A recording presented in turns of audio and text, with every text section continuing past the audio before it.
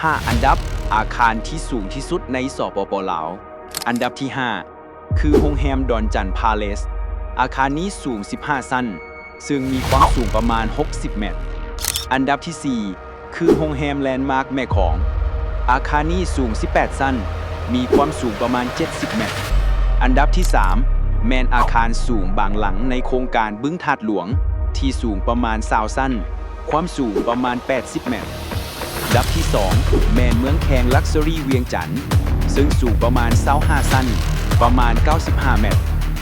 และที่สูงที่สุดในประเทศลาวอันดับที่ 1 คือลาดสวงพลาซ่าด้วยความสูงที่ยืนยันคือ 138 เมตรและมีทั้งหมด 36 ชั้นตึกนี้ได้กลายเป็นสัญลักษณ์แห่งความก้าวหน้าที่โดดเด่นที่สุดของประเทศเฮาในปัจจุบันขอบใจที่ติดตาม